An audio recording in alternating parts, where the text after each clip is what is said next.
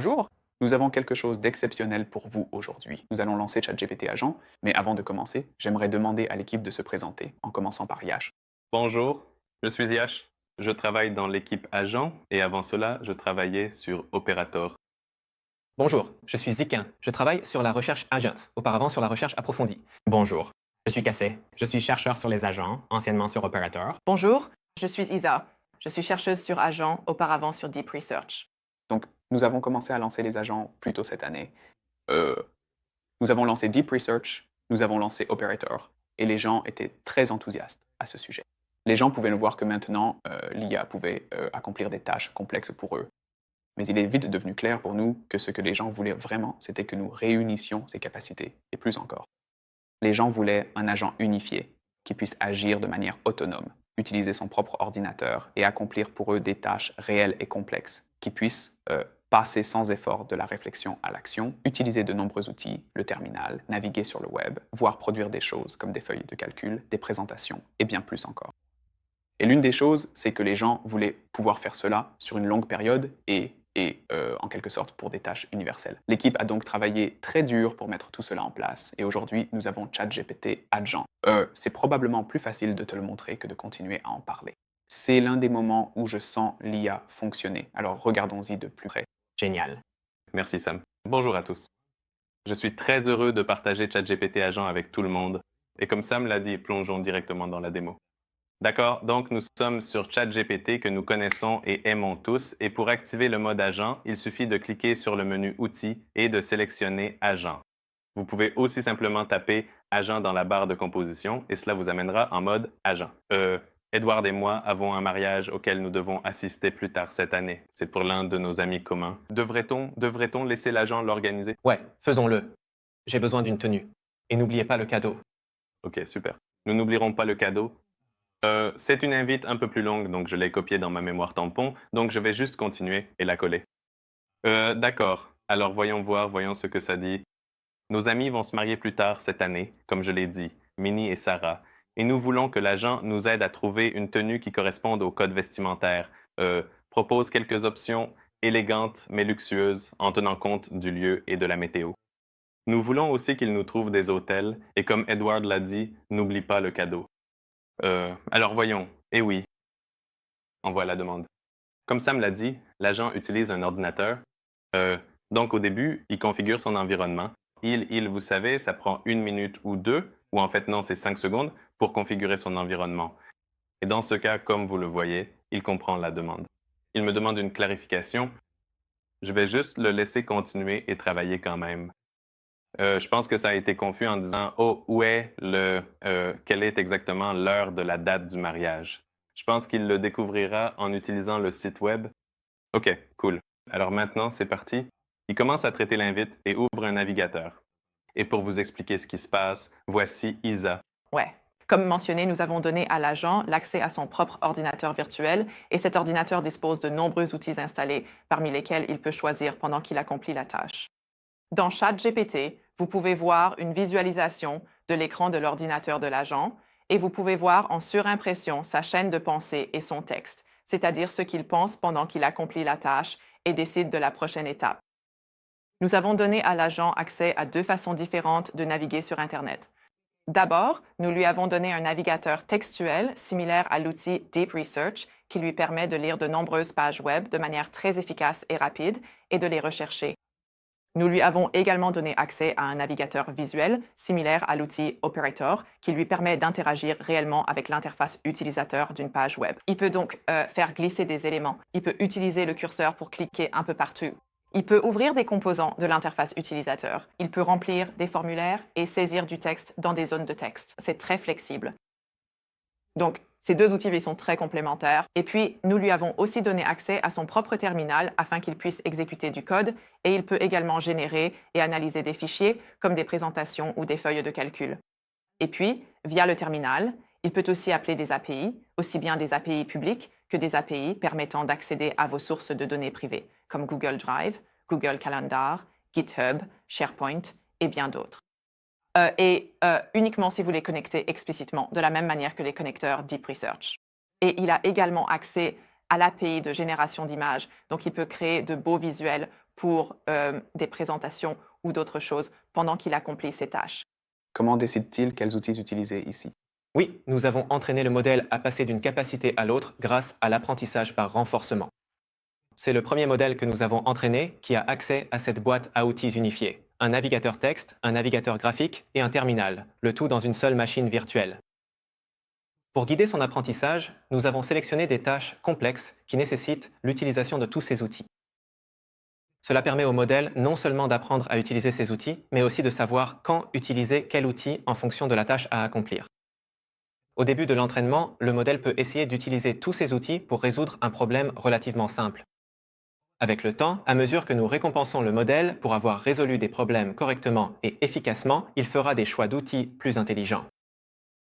Par exemple, si vous demandez au modèle de trouver un restaurant avec des critères spécifiques et de faire une réservation, le modèle commencera généralement par effectuer une recherche approfondie dans le navigateur texte pour trouver quelques candidats, puis passera au navigateur graphique pour voir des photos des plats, vérifier la disponibilité et finaliser la réservation. De même, pour une tâche créative, comme créer un artefact, le modèle commencera par rechercher en ligne des ressources publiques, puis passera au terminal pour faire un peu d'édition de code afin de compiler l'artefact, et enfin vérifiera les résultats finaux dans le navigateur graphique. C'était cela qui donne vraiment l'impression que nous avons réuni le meilleur de Deep Research et Operator et ajouté une touche supplémentaire. C'est exact. Oui, donc pour replacer ce projet dans son contexte, je voudrais donner un peu d'historique. Il y a quelques mois, nous avons lancé Operator en janvier, et c'était notre agent qui vous permet de réaliser des tâches en ligne, comme réserver des places et envoyer des emails. Et puis, 2 semaines plus tard, nous avons lancé Deep Research. Et Deep Research est un outil qui vous permet de faire des recherches approfondies sur Internet et de produire des rapports de recherche de haute qualité. Et après le lancement, nous nous sommes rendus compte qu'en réalité, ces 2 approches sont profondément complémentaires. Par exemple, Operator a du mal à lire des articles très longs. Il doit faire défiler. Cela prend beaucoup de temps. Mais c'est justement ce dans quoi Deep Research est performant. À l'inverse, Operator, Deep Research n'est pas aussi performant pour interagir avec des pages web, des éléments interactifs, des pages très visuelles, mais c'est justement là où Operator excelle. Donc, oui, nous avons estimé que ces approches étaient complémentaires. Et puis, nous avons aussi examiné certains retours clients. Par exemple, l'une des fonctionnalités les plus demandées pour Deep Research était la possibilité de se connecter à des sites web et d'accéder à des sources authentifiées. C'est quelque chose qu'Operator peut faire. Et puis, On attendait ça depuis longtemps. oui. Autre chose, nous avons examiné les prompts que les gens essayaient avec Operator et nous avons constaté qu'il s'agissait en réalité de prompts plutôt du type Deep Research. Par exemple, planifier un voyage puis le réserver. Donc oui, nous pensons vraiment que nous réunissons ici le meilleur des 2 mondes. Et sur une note plus personnelle, nous sommes tous amis depuis un moment et c'est vraiment excitant de travailler ensemble. Puisqu'on parle d'un mariage parfait, comment se passe la préparation du mariage? C'est incroyable à regarder. C'est un exemple de tâche que je déteste faire. Cela peut vraiment me prendre plusieurs heures, car je me laisse entraîner dans ces terriers de lapin. Donc juste regarder ça pendant que vous parliez, cliquer à travers tout ça et faire tout le processus, c'est assez remarquable. Oui, complètement. On dirait que ça a commencé par vérifier la météo. L'une des fonctionnalités sympas, c'est que, vous savez, comme certaines de ces tâches peuvent prendre un peu plus de temps, vous pouvez simplement revenir en arrière et voir ce qu'il faisait. C'est donc exactement ce que nous allons faire. On dirait qu'il a parcouru le site web en utilisant le navigateur texte, ce qui est intéressant. Maintenant, il regarde les costumes pour Edward. Je pense qu'il va trouver quelque chose de bien. Ici, vous pouvez voir qu'il est passé à un navigateur visuel pour s'assurer que le costume ira vraiment bien à Edward. Et maintenant, on dirait, oui, qu'il continue son chemin en train de réfléchir à quoi faire toujours sur les costumes et probablement en train de passer à la section des cadeaux. D'accord, cool. Donc, ça va prendre un certain temps. Comme Sam l'a dit, ces tâches peuvent parfois prendre beaucoup de temps, donc cela va continuer à se faire, espérons-le, beaucoup plus rapidement que nous ne le ferons. Devrions-nous faire autre chose pendant qu'il le fait? Essayons-le. Je pense que l'équipe voulait vraiment des autocollants pour le lancement. Devrions-nous faire cela? Ouais, cool. D'accord. Alors, nous avons une mascotte d'équipe qui est l'un de nos collègues, Bernie Doodle. Vraiment, vraiment mignon, je vous le dis. Et on va essayer de d'obtenir des autocollants pour ordinateur portable pour tout le monde. L'une des fonctionnalités préférées pour l'agent, c'est que les trajectoires peuvent prendre 15 minutes, 20 minutes, 30 minutes, selon la complexité de la tâche. Du coup, très souvent, il se peut que vous deviez aider l'agent ou que l'agent ait besoin de vous demander des clarifications, des confirmations, ce genre de choses. Donc, j'adore l'utiliser en déplacement. Je vais donc utiliser mon téléphone portable pour envoyer une requête cette fois-ci et voir comment ça se passe. D'accord.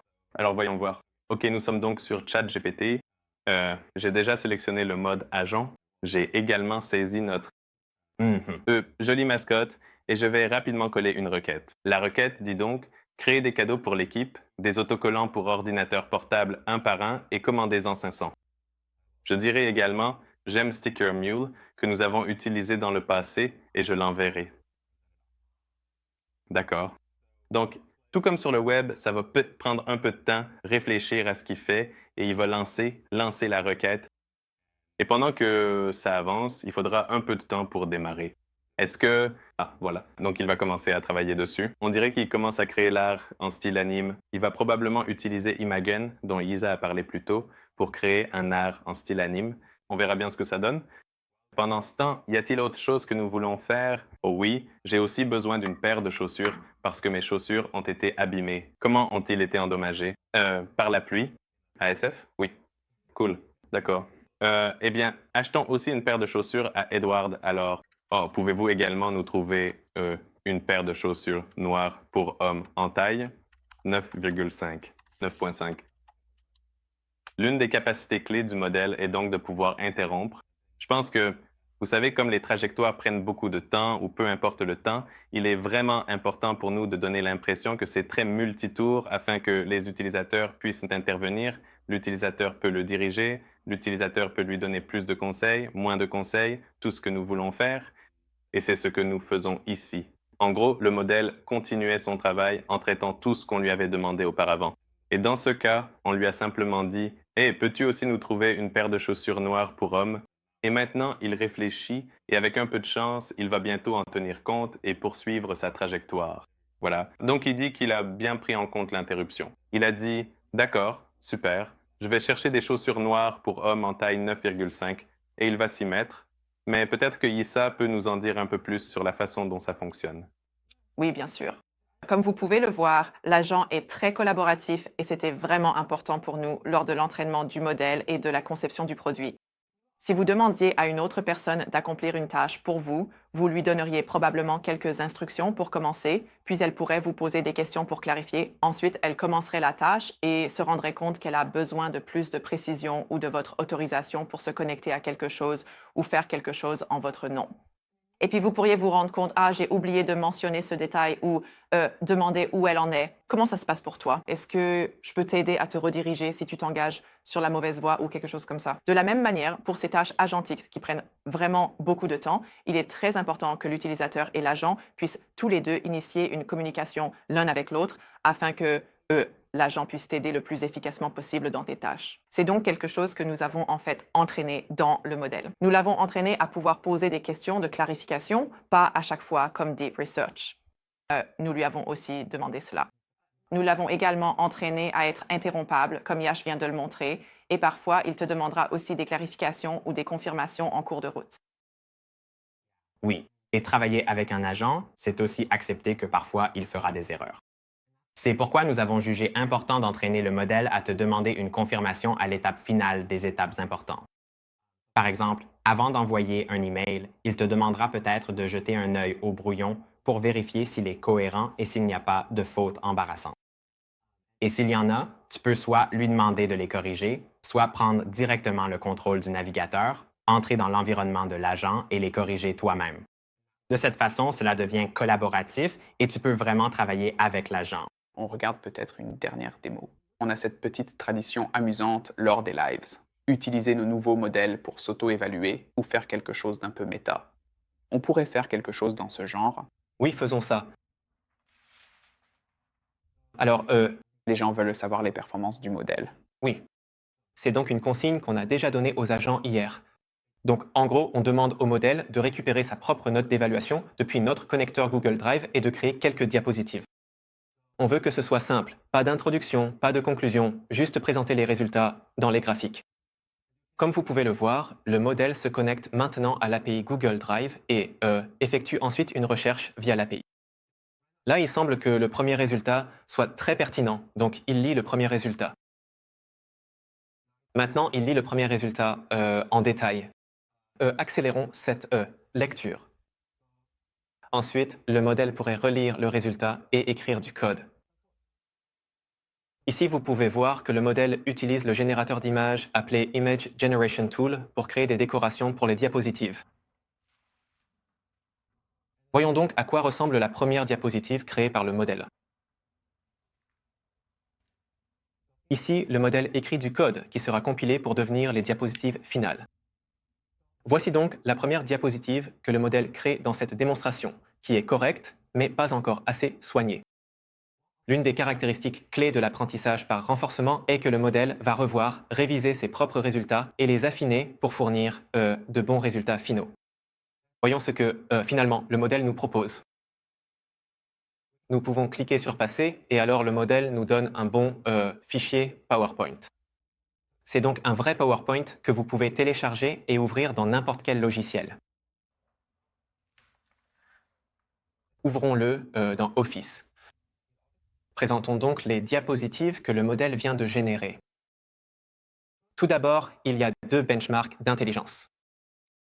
Humanity's Last Exam est un benchmark qui mesure la capacité de l'IA à résoudre un large éventail de sujets sur des problèmes complexes. Nous évaluons les modèles dans deux configurations, avec et sans utilisation d'outils. On peut voir que les modes agents, l'intelligence brute, sont déjà assez impressionnants et qu'avec l'accès à nos outils, la performance est presque doublée, atteignant 42%. Lors de l'évaluation des modèles sur Humanity's Last Exam, en particulier avec la capacité de navigation, nous appliquons une décontamination à deux niveaux pour garantir que le modèle ne triche pas sur ce benchmark. Frontier Math est un benchmark qui mesure la capacité de raisonnement mathématique avancé des modèles, différent de nos modèles de base 0.4 mini et O3 qui utilisent Python avec appel de fonction. Nous donnons au modèle agent tous les outils disponibles comme un navigateur, un ordinateur et un terminal. L'agent atteint un nouveau record de 27% sur ce benchmark grâce à l'aide de tous ces outils. Ensuite, nous évaluons le modèle sur deux benchmarks agentiques. Web Arena est un benchmark qui mesure la capacité des agents web à résoudre des tâches web du monde réel. Le modèle agent s'améliore par rapport au précédent modèle O3 qui alimente le cœur. BrowseCamp est un benchmark que nous avons introduit plus tôt cette année et qui mesure la capacité de l'agent de navigation à rechercher et à trouver comment localiser des informations. Le modèle agent surpasse largement O3 et Deep Research sur ce benchmark, atteignant un taux de réussite de 69%. Enfin, nous nous soucions de la manière dont les utilisateurs bénéficieront de notre modèle dans le monde réel. Spreadsheet Bench est un benchmark qui mesure la capacité du modèle à éditer, à modifier des feuilles de calcul issues de cas d'utilisation réels. Ici, le modèle agent, avec LibreOffice et l'outil informatique, peut déjà résoudre 30% de la tâche. Lorsque nous donnons au modèle l'accès au fichier Excel brut dans le terminal, cela améliore encore les performances jusqu'à 45%. Enfin, nous évaluons le modèle sur un benchmark bancaire interne. La banque, ce benchmark a évalué la capacité du modèle à réaliser des tâches d'analyste en banque d'investissement de première à troisième année, telles que la création d'un modèle financier à 3 états pour une entreprise du Fortune 500. Dans ce benchmark, le modèle agent surpasse nettement les précédents modèles Deep Research et O3. Comme vous pouvez le voir, ce modèle est l'un des plus puissants que nous ayons jamais entraîné. Il n'est pas seulement performant sur les benchmarks, il est aussi capable de raisonner, de naviguer sur Internet et de s'attaquer à des tâches du monde réel à un niveau que nous n'aurions pas pu imaginer il y a 3 mois. C'est exact. Comme Edward l'a dit, nous pensons avoir entraîné un modèle très puissant et une grande partie de cette puissance vient de sa capacité à naviguer sur Internet. Et comme nous le savons, Internet peut être un endroit effrayant. Il y a toutes sortes de hackers qui essaient de voler vos informations, des arnaques, des tentatives de phishing, et Agent n'est pas immunisé contre toutes ces choses. Une chose en particulier qui nous inquiète est une nouvelle attaque appelée injection de prompt. C'est le cas, par exemple, si vous demandez à Agent de vous acheter un livre et que vous lui donnez vos informations de carte de crédit pour le faire. Agent pourrait tomber sur un site web malveillant qui lui demande « Oh, entrez vos informations de carte de crédit ici. Cela vous aidera à accomplir votre tâche. » Et Agent, qui est entraîné à être serviable, pourrait décider que c'est une bonne idée. Nous avons beaucoup travaillé pour essayer de nous assurer que cela n'arrive pas. Nous avons entraîné notre modèle à ignorer les instructions suspectes sur des sites web suspects. Nous avons également des couches de surveillance qui, en quelque sorte, surveillent les actions d'agent et l'observent pendant qu'il agit et interrompent la trajectoire si quelque chose semble suspect. Nous pouvons même mettre à jour ces systèmes en temps réel si de nouvelles attaques sont découvertes dans la nature. Cela dit, vous savez, c'est un produit de pointe, c'est une nouvelle interface et nous ne pouvons pas tout arrêter. C'est pourquoi je pense qu'il est très important que le public soit conscient des risques liés à l'utilisation d'agents et d'encourager les utilisateurs à être proactifs en réfléchissant à la manière dont ils partagent leurs informations. Vous savez, si ce sont des informations très sensibles, il vaut peut-être mieux ne pas les partager. Peut-être utiliser nos fonctionnalités comme le mode prise de contrôle pour saisir directement vos informations de carte de crédit dans le navigateur au lieu de les donner à agent. Nous pensons avoir créé un produit très puissant, mais encore une fois, il est important que nos utilisateurs comprennent les risques encourus. Oui, je tiens vraiment à insister là-dessus. Je pense que c'est un nouveau niveau de capacité en intelligence artificielle. C'est une nouvelle façon d'utiliser l'IA, mais il y aura aussi un nouveau type d'attaque qui l'accompagnera. Et la société ainsi que la technologie devront évoluer et apprendre comment nous allons atténuer des choses que nous ne pouvons même pas encore imaginer à mesure que les gens commenceront à travailler de plus en plus de cette manière. Avant de conclure, devrions-nous vérifier certaines des tâches que tu as lancées? Oui, faisons ça. D'accord. Donc, je vais ouvrir un nouvel onglet et m'assurer que nous pouvons aussi voir l'avancement de nos autocollants. D'accord, voyons ça. Très bien. On dirait que les autocollants sont prêts. Laisse-moi voir ce que... OK, alors, truc sympa. C'est en quelque sorte le résultat final de... Ça a pris environ 7 minutes. Il y a de fortes chances qu'il ait tout compris. Nous allons revenir en arrière et regarder la trajectoire pour voir comment ça s'est passé, mais au final, on dirait que c'est ajouté au panier. Voici le sous-total. Je peux simplement aller voir et ensuite comprendre. Je peux simplement prendre la main à ce stade, comme Casey l'a dit, pour entrer mes informations de carte de crédit puis passer la commande très rapidement. Le modèle demande une confirmation, etc., comme il est censé le faire. Examinons rapidement la trajectoire et voyons ce qu'elle a réellement fait. Non, il semblerait que cela ait généré des autocollants. Oh, regarde ça. C'est ce que cela a généré un autocollant de Lake City. Cool. Alors oui, c'est la tâche. Je pense que je peux, à ce stade, terminer moi-même ou je peux demander au modèle de le faire pour moi également. Allons voir le mariage. OK, super. On dirait que ça vient d'être terminé juste à temps. D'accord, cool. Donc, dans ce cas, comme nous l'avons dit, nous recherchions des hôtels, des robes, des costumes et aussi des chaussures. Il semble donc que le rapport soit assez complet. Lieu du mariage, date, quand, avec les liens Zillow, code vestimentaire. Il a déterminé, par exemple, quelles recommandations de costumes il fallait et où on pouvait les acheter. Maintenant, je peux aller l'acheter moi-même ou demander à l'agent de l'acheter pour moi. Il a aussi trouvé les chaussures, les options d'hôtel. Il a en fait vérifié toutes les... Oh, pardon. Il a vérifié toutes les disponibilités. On peut voir qu'il fournit des captures d'écran de ce qu'il a vérifié. Dans ce cas, nous avons utilisé Booking.com et il est capable de faire ça. Il propose aussi des idées de cadeaux. Et à l'étape suivante, je peux lui demander, l'agent dit, « Hey, si vous avez besoin d'aide pour acheter un article ou si vous souhaitez faire d'autres ajustements, dites-le moi pour s'en occuper. » Et je veux vous montrer une dernière démo qu'on n'a pas vraiment faite en direct, mais que je trouve vraiment géniale, surtout parce que les personnes qui se marient sont de grands fans de la MLB.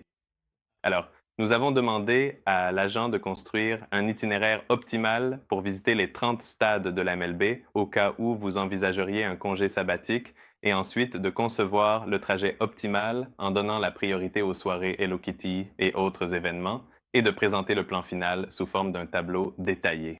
Je vais passer très rapidement là-dessus. Je trouve ça vraiment amusant à voir. Donc, encore une fois, comme nous l'avons montré tout au long du live, il utilise une multitude d'outils, utilise des conteneurs, le terminal, le navigateur, en travaillant sur tous les détails. Il va probablement revenir au navigateur, chercher les soirées Hello Kitty, les stades de sport, et tout le reste. Ah, voyons voir. Est-ce que j'ai raté le... Ah, voilà. L'application construit une carte en utilisant du code pour la générer et au final, je pense qu'on obtient un résultat plutôt solide. Au final, cela prend 25 minutes de travail avec un début de saison et tout le reste. Vous avez un tableau que vous pouvez consulter rapidement directement dans ChatGPT et cartographier le parcours. Une carte qui a l'air sympa, je suppose, et c'est tout. Voilà, c'est l'agent de ChatGPT. Nous espérons vraiment que cela vous plaira et je passe la parole à Sam. Travail incroyable à vous tous et à vos équipes. Je pense vraiment que c'est quelque chose qui va aider les gens à accomplir leur travail et à avoir plus de temps pour faire ce qu'ils veulent.